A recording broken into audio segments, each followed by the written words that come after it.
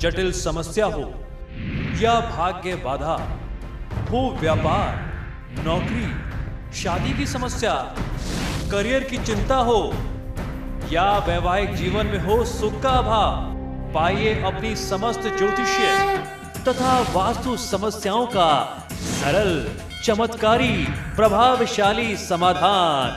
एक जाना माना और विश्वसनीय नाम, आचार्य पंडित श्री वैभवनाथ शर्मा जी, काशी के 400 वर्ष पुराने प्रतिष्ठित और अंतरराष्ट्रीय ख्याति प्राप्त राज ज्योतिषी परिवार की 8वीं पीढ़ी के ज्योतिषी और वास्तु शास्त्री आचार्य पंडित श्री वैभवनाथ शर्मा जी के द्वारा व्यक्तिगत या फिर फोन पर अपॉइंटमेंट लेने के लिए कॉल करें 9818300146, 9990724131 या फिर ईमेल करें sharma.vaibhav@gmail.com पर।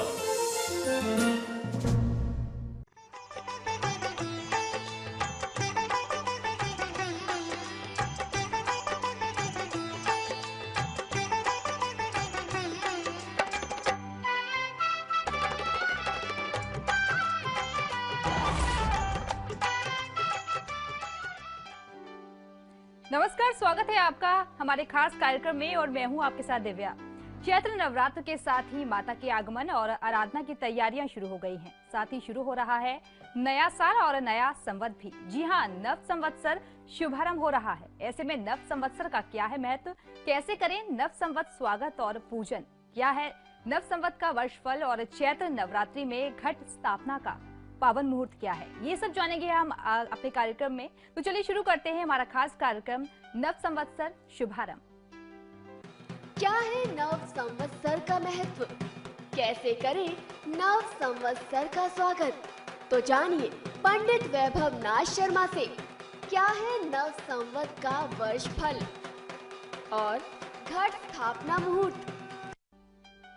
और कार्यक्रम में हमारा साथ देने के लिए मौजूद हैं विश्वविख्यात ज्योतिषाचार्य और वास्तुशास्त्री आचार्य पंडित वैभवनाथ शर्मा जी। आचार्य जी, आपका हार्दिक स्वागत है। जी नमस्कार।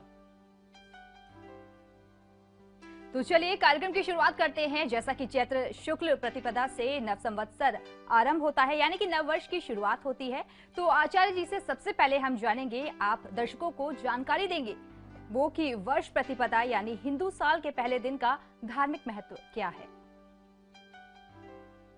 ये निश्चित तौर पर जो नव संवत्सर होता है यानी हिंदू नव वर्ष का पहला दिन वह बहुत ही पावन होता है। यूं तो पौराणिक रूप से इसका अलग महत्व है, लेकिन प्राकृतिक रूप से इसे यदि समझा जाए तो सूर्य ही सृष्टि के पालनहार हैं। अतः उनके प्रचंड तेज को सहन करने की क्षमता हम पृथ्वीवासियों में उत्पन्न हो, ऐसी कामना के साथ सूर्यदेव की अर्चना की जाती है, क्योंकि इसी के बाद से गर्मियां आरंभ होने लगती हैं। सनातन परंपरा में चैत्र माह की प्रतिपदा को ही हिंदू नववर्ष का आरंभ माना जाता है, यानी चैत्र प्रतिपदा से ही जो है हिंदू नववर्ष की शुरुआत मानी जाती है।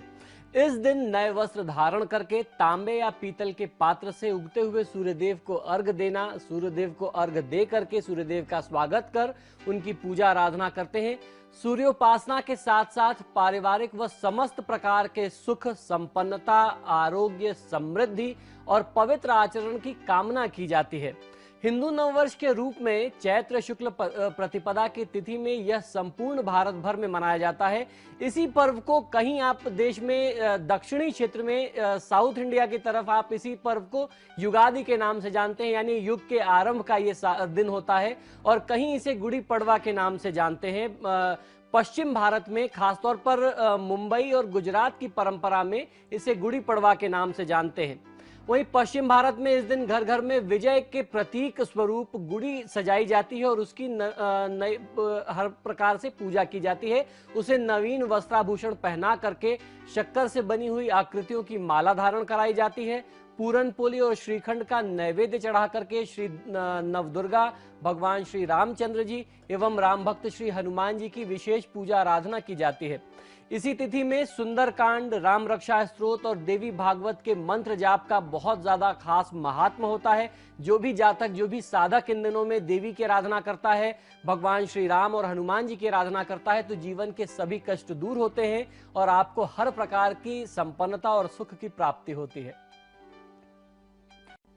जी बिल्कुल, हिंदू साल के पहले दिन यानी प्रतिपदा का काफी धार्मिक महत्व है, लेकिन आचार्य जी, क्या प्रतिपदा को लेकर कोई पौराणिक या ऐतिहासिक मान्यता भी प्रचलित है? जी बिल्कुल, निश्चित तौर पर नववर्ष को भारत के अनेक प्रांतों में अलग अलग तिथियों के अनुसार इस पर्व को मनाया जाता है। यह सभी महत्वपूर्ण तिथियां मार्च और अप्रैल के महीनों में ही आती हैं।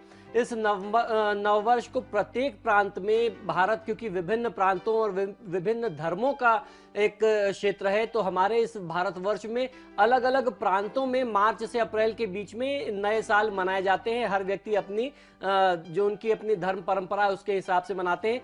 फिर भी पूरा देश जो है चैत्र माह में ही नववर्ष मनाता है और इसे नव संवत्सर के रूप से हम सभी जानते हैं। गुड़ी पड़वा, युगादि, विशु, वैशाखी, कश्मीरी नवरेह, चेटीचंड जो सिंधी लोग मनाते हैं, उगादि भी इसे कहते हैं, जो युगादि कहा जाता है उसी को उगादि भी बोलते हैं, चित्रे, तिरुविजा आदि सभी नामों से इस नव संवत्सर के आसपास की तिथियां ही आती हैं और इसी के आसपास से ही अलग अलग लोगों के, अलग अलग धर्म संप्रदाय की मान्यता के लोगों का नववर्ष आरंभ हो जाता है। फाल्गुन की फुहार, रंगों की बहार जाने के बाद चैत्र माह का आगमन होता है। चैत्र नवरात्रि का आगमन, ब्रह्मा द्वारा सृजित सृष्टि का जन्म दिवस भी माना जाता है। नव संवत्सर का बहुत ही विशेष अवसर होता है ये। भारतीय संस्कृति में नव संवत्सर को चैत्र मास के शुक्ल पक्ष की प्रतिपदा को विक्रम संवत के रूप में नए साल के तौर पर मनाया जाता है। हम सब इसे नए साल के तौर पर मनाते हैं। सही मायने में हमारा हिंदुओं का नववर्ष यही होता है। इस तिथि से पौराणिक व ऐतिहासिक दोनों प्रकार की मान्यताएं जुड़ी हुई हैं। आपने कहा कि इसमें निश्चित तौर पर कोई ना कोई लोक मान्यता अवश्य होगी, तो लोक मान्यता के साथ साथ इसमें पौराणिक मान्यता भी है। आइए उसकी भी आपको जानकारी देता हूं। लोक मान्यता के अनुसार इसी दिन भगवान श्री राम और युधिष्ठिर का राज तिलक हुआ था। अभी देखा आपने कि हम लोगों ने थोड़े समय पहले दिवाली मनाई। दिवाली मनाने के बाद भगवान श्री राम का जो पुनः राज्याभिषेक हुआ वह इसी तिथि में हुआ माना जाता है। चैत्र शुक्ल प्रतिपदा से नववर्ष का आरंभ माना जाता है। इसी दिन चैत्र नवरात्रि भी आरंभ हो जाती है, उसका भी शुरुआत हो जाता है। ब्रह्म पुराण में ऐसे संकेत मिलते हैं कि इसी तिथि को ब्रह्मा जी ने सृष्टि की रचना आरंभ की थी, या यूं कहें कि सृष्टि की रचना की थी। उसका उल्लेख जो है अथर्ववेद तथा शतपथ ब्रह्मांड में भी बहुत विस्तार से मिलता है। सृष्टि के संचालन का दायित्व इसी दिन से सारे देवताओं ने संभाल लिया था, यानी जिसका जो जो क्षेत्र था, जिसकी जो जो जिम्मेदारी थी सृष्टि के पालन के लिए, वह ब्रह्मा जी ने सबको दे दी थी। स्मृति कौस्तुभ के मतानुसार चैत्र शुक्ल प्रतिपदा को रेवती नक्षत्र में विषकुंभ योग में भगवान श्री विष्णु ने मत्स्यावतार लिया था। तो ये भी एक बहुत बड़ा धार्मिक महत्व है, धार्मिक कारण है। इतिहास साक्ष्य है कि इसी दिन मालवा के नरेश महान सम्राट श्री विक्रमादित्य जी ने शकों को पराजित करके विक्रम संवत का प्रवर्तन किया था। यानी विक्रम संवत जो हम लोग मनाते हैं वह महाराज विक्रमादित्य ने इसी तिथि से आरंभ किया था। ईरान में नौरोज का आरंभ भी इसी दिन से होता है। इसे संवत्सरारंभ का पर्याय माना जाता है, यानी इसीलिए हर प्रकार के संप्रदाय के लोग, हर धर्म और मान्यता के लोग लगभग अमूमन इसी तिथि से या इसके आसपास से ही अपने नए साल को आरंभ करते हैं। शक्ति संप्रदाय के अनुसार इसी दिन से नवरात्रि का शुभारंभ हो जाता है। सतयुग का आरंभ भी इसी दिन से हुआ था, ऐसा हमारे धर्मशास्त्रों का मत है। धर्मशास्त्रों में ऐसे रेफरेंसेस, ऐसे उल्लेख मिलते हैं कि आप ये समझ सकें कि सतयुग भी इसी दिन से आरंभ हुआ था। इसी दिन से रात्रि की अपेक्षा जो है दिन बड़ा होने लगता है, इस कारण से भी इस पर्व को मनाते हैं। तो ये तो हुई घट स्थापना की बात, लेकिन अब आचार्य जी से जान लेते हैं नव संवत्सर के दिन कैसे करें पूजन। आचार्य जी, पूजन की विधि क्या है, ये भी अपने दर्शकों को बताइए। जी बिल्कुल, ये बहुत जान लेना आप लोगों का बहुत आवश्यक है कि नव संवत्सर को आपको किस प्रकार से स्वागत करना है, किस प्रकार सेलिब्रेट करना है। नव संवत्सर के दिन प्रातः नित्य कर्म करके तेल का उपटन लगा करके स्नान आदि करके शुद्ध हो जाएं और पवित्र होकर के हाथ में गंध, अक्षत, पुष्प और जल लेकर के देश काल का उच्चारण करने के साथ साथ अपने सुख समृद्धि की प्राप्ति की आप कामना कर सकते हैं सूर्यदेव से। ऐसा संकल्प कर नई बनी हुई चौरस चौकी या बालू की वेदी पर स्वच्छ श्वेत वस्त्र धारण करके और उसके ऊपर सफेद कपड़े बिछा करके उस पर हल्दी, केसर से या रंगे हुए अक्षत से, आप पीले हल्दी में उसको रंग सकते हैं, पीले रंग में अक्षत को रंग सकते हैं। उससे आपको अष्टदल कमल बना लेना है। अष्टदल कमल बना करके उस पर आपको ब्रह्मा जी की मूर्ति को स्थापित करना है और ब्रह्मा जी की मूर्ति को स्थापित करने के बाद गणेश अंबिका का आपको पूजन करना चाहिए। जो मंत्र मैं बताता हूं इससे आपको पूजन करना है। ओम ब्राह्मणे नमः, इस मंत्र से ब्रह्मा जी का आह्वान आदि करके उनका षोडशोपचार पूजन आपको करना चाहिए। पूजन के अनंतर विघ्नों का नाश और वर्ष के कल्याण कारक तथा शुभ होने के लिए ब्रह्मा जी से आपको विनम्र प्रार्थना और निवेदन करना चाहिए। पूजन के पश्चात विविध प्रकार के उत्तम और सात्विक पदार्थों से ब्राह्मणों को आपको भोजन कराना चाहिए और उसके बाद स्वयं भोजन और प्रसाद ग्रहण करना चाहिए। नवीन पंचांग से उस वर्ष के राजा, मंत्री, सेनाध्यक्ष और आदि का फल तथा वर्षफल सुन लेना, भविष्य फल ब्राह्मण के मुख से सुन लेना, श्रवण करना बहुत ज्यादा अनिवार्य होता है। हमारे यहाँ इस बारे में कहते हैं, विक्रम संवत के बारे में, कि पुराने समय से ये एक प्रथा चली आ रही है, एक नियम चला आ रहा है कि जब ये विक्रम संवत आरंभ होता था तो जो भी राजा होते थे वो अपने जो राज्योत्सी होते थे उनसे आने वाले अपने वर्षफल को सुनते थे कि आने वाला विक्रम संवत हमारे लिए कैसा होने वाला है। उसके अनुसार वो अपने राज्य की योजना बनाते थे कि हमको अपने पूरे साल के लिए फाइनेंशियल प्लानिंग क्या करनी है, राज्य का विकास कैसे हो, अगर युद्ध की कोई प्लानिंग करनी है तो वो उसके अनुसार करते थे। तो इस विक्रम संवत जिसका नाम प्लवांग है उसका वर्षफल क्या रहने वाला है, ये आज के कार्यक्रम में अभी हम आपको आगे बताने वाले हैं। तो कहीं जाइएगा नहीं, बहुत ध्यान से सुनिए, क्योंकि इसका सुनना आपके लिए आवश्यक भी और इसका धार्मिक महात्म भी है। और उसके बाद जब आप इसको श्रवण कर लेते हैं तो अपने सामर्थ्य अनुसार ब्राह्मण को भोजन कराना चाहिए, पंचांग का दान करना चाहिए और प्याऊ की स्थापना करनी चाहिए, यानी आने जाने वाले लोगों को, आगंतुकों को पीने के जल की व्यवस्था उपलब्ध कराना, पीने का पानी उपलब्ध कराने की व्यवस्था, जो आपने आज भी देखा होगा बहुत जगह लोग कराते हैं, मंदिरों में कराते हैं, वो इस दिन से ही स्थापित हो जाते हैं, ऐसी मान्यता है। इस दिन नया वस्त्र धारण कर लेना चाहिए तथा घर को ध्वज, पताका, तोरण, वंदरवार, फूलों से सजाना चाहिए। पुष्पों से आप सजाएं, अगरबत्ती, धूप से आप सुगंधित करें। गुड़ी पड़वा के दिन नीम के कोमल पत्तों और उसके पुष्पों का, जो कोमल कोमल उसके पत्ते होते हैं, पुष्प होते हैं, उसका चूर्ण बना करके उसमें थोड़ी सी काली मिर्च, नमक, हींग, जीरा और मिश्री और अजवाइन मिला करके यदि आप खाते हैं, चबा करके, अगर आप स्वयं ग्रहण करते हैं, अपने परिजनों को देते हैं, तो इससे किसी भी प्रकार का रुधिर विकार नहीं होता और आरोग्यता की प्राप्ति होती है। इसलिए कहते हैं कि अगर आप इन सारी चीजों का मिश्रण न भी ग्रहण कर सकें तो नीम की जो नई नई कोंपलें होती हैं उसको कम से कम 2-4 कोंपलें नव संवत्सर की तिथि में चैत्र नवरात्रि के पहले दिन चबा करके खा लेना चाहिए। इस व्रत में यथासंभव नदी, सरोवर अथवा घर पर ही स्नान करके संवत्सर की मूर्ति बना करके उसका चैत्राय नमः, वसंताय नमः आदि नामों से, मंत्रों से पूजन कर लेना चाहिए। विद्वानों द्वारा कलश स्थापना करा करके शक्ति आराधना का क्रम आरंभ कर नवमी को व्रत का पारायण कर शुभ कामनाओं की फल प्राप्ति हेतु मां जगदम्बा से मन से प्रार्थना करनी चाहिए। दिन भर भजन कीर्तन कर शुभ कार्य करते हुए परिजनों के साथ आनंद पूर्वक पूरे दिन को व्यतीत करना चाहिए, इन 9 दिनों को व्यतीत करना चाहिए। सभी जीव मात्र तथा प्रकृति के लिए मंगल कामना की प्रार्थना करनी चाहिए। इस तिथि से दुर्गा सप्तशती या रामायण का 9 दिवसीय पाठ आरंभ करवा लेना चाहिए। यदि स्वयं कर सकते हो तो स्वयं करें, अन्यथा किसी योग्य आचार्य से करवाएं। और उसी दिन आपको ये संकल्प लेना है कि आज से ही परस्पर कटुता का भाव मिटा करके समता का भाव आपके अंदर स्थापित हो और आप समाज में, परिवार में स्थापित कर सके। ऐसे ब्रेक के बाद एक बार फिर से आपका स्वागत है। तो दर्शकों, लगातार हमारे साथ आचार्य जी मौजूद हैं जो लगातार आपको विधि विधान बता रहे हैं किस तरीके से माता को प्रसन्न किया जाए, व्रत रखे तो क्या कुछ खाया जाए इस व्रत में और किस तरीके से पूजन किया जाए इन नवरात्रों के दिनों में। आचार्य जी, आपने इतनी महत्वपूर्ण जानकारी दी है दर्शकों को, इस महत्व भी आपसे जानना चाहेंगे कि विशेष फलों का महत्व क्या आता है इन दिनों में। जी, निश्चित तौर पर अगर आप इस दिन में आप व्रत करते हैं, नवरात्र के 9 दिनों में करते हैं, तो निश्चित तौर पर फायदा मिलता है। और जो प्रतिपदा तिथि होती है, यानी साल की जो पहली तिथि होती है, चैत्र शुक्ल प्रतिपदा जो होती है, इस पर व्रत करने का भी बहुत बड़ा महत्व होता है। इससे चिर सौभाग्य प्राप्त करने की कामना अगर आपके मन में है तो उन श्रद्धालुओं को इस व्रत को अवश्य करना चाहिए। इसके परिणाम आपको अपने जीवन में बहुत उत्तम मिलते हैं।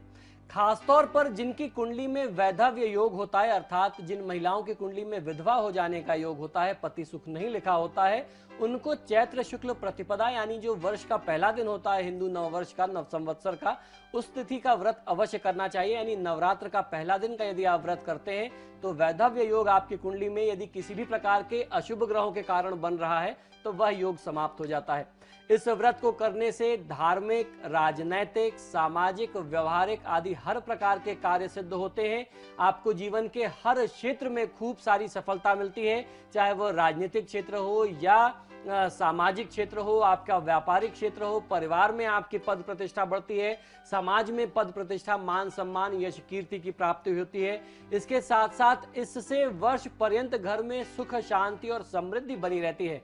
यानी नवरात्र के पहले दिन व्रत कर लेने से संवत्सर की तिथि में अगर आप उसके शुभागमन के लिए व्रत करते हैं, व्रत रखते हैं, सूर्यदेव की और देवी दुर्गा की साधना करते हैं तो आपके परिवार में आरोग्यता की प्राप्ति होती है, सुख, शांति और समृद्धि बनी रहती है। इस व्रत को करने से दुख, दारिद्र्य का आपके घर से नाश हो जाता है, वह दूर हो जाता है और धन धान्य में निरंतर वृद्धि होती रहती है। तो कुल मिलाकर के ये जो व्रत की परंपरा है, खासतौर पर नव संवत्सर की तिथि में, प्रतिपदा की तिथि में, चैत्र शुक्ल प्रतिपदा की तिथि में, या यूं कहें कि चैत्र नवरात्र के पहले दिन या नवरात्र के 9 दिन या पहले और आखिरी दिन, तो इन दिनों में यदि आप व्रत करते हैं, इन पावन दिनों में व्रत करके आप साधना करते हैं, देवी दुर्गा की साधना करते हैं, क्योंकि इसी नवरात्र के अंतिम में नवमी तिथि को रामनवमी का पर्व होता है जिसमें भगवान श्री राम के जन्म होते हैं। तो आप भगवान श्री राम की साधना भी 9 दिनों में कर सकते हैं। अक्सर घरों में इस चैत्र नवरात्रि में लोग 9 दिन का नवायन पारायण रामचरितमानस का पाठ कराते हैं, यानी संपूर्ण रामचरितमानस का पाठ इन 9 दिनों में, उसी को नवायन पारायण कहते हैं। तो ये भी अपने आप में बहुत बड़ी साधना है। उसके साथ साथ महाबली श्री हनुमान, जिन्हें कलयुग का देवता माना जाता है, यदि आप उनकी साधना आराधना करते हैं तो जीवन में किसी भी प्रकार के कष्ट से आप मुक्ति पा सकते हैं। यदि आपकी कुंडली में क्रूर ग्रहों का दुष्प्रभाव या पीड़ा बहुत ज्यादा बढ़ गई हो, खासतौर पर राहु, केतु, शनि, मंगल, तो उनके दुष्प्रभावों को नियंत्रित करने के लिए देवी दुर्गा की साधना हमारे धर्मशास्त्रों में वर्णित है, बताई गई है। और देवी दुर्गा की साधना करने के लिए इन 9 दिनों से उत्तम तिथियां कोई नहीं होती। तो इस नवरात्र में आपको देवी दुर्गा की साधना अवश्य करनी चाहिए। इससे आपकी कुंडली के जो भी खराब दोष हैं, अशुभ योग हैं, वो मिटेंगे। और जैसे ही अशुभ योग मिटेगा तो निश्चित तौर पर आपको सफलता मिलने लगेगी, जीवन में सुख समृद्धि आपके कदम चूमेगी। जटिल समस्या हो या भाग्य बाधा हो, व्यापार, नौकरी, शादी की समस्या, करियर की चिंता हो या वैवाहिक जीवन में हो सुख का अभाव, पाइए अपनी समस्त ज्योतिषीय तथा वास्तु समस्याओं का सरल, चमत्कारी, प्रभावशाली समाधान। एक जाना माना और विश्वसनीय नाम, आचार्य पंडित श्री वैभवनाथ शर्मा जी, काशी के 400 वर्ष पुराने प्रतिष्ठित और अंतरराष्ट्रीय ख्याति प्राप्त राज ज्योतिषी परिवार की 8वीं पीढ़ी के ज्योतिषी और वास्तु शास्त्री आचार्य पंडित श्री वैभवनाथ शर्मा जी के द्वारा व्यक्तिगत या फिर फोन पर अपॉइंटमेंट लेने के लिए कॉल करें 9818-300-146, 9990-724-131 या फिर ईमेल करें sharma.vaibhav@gmail.com पर।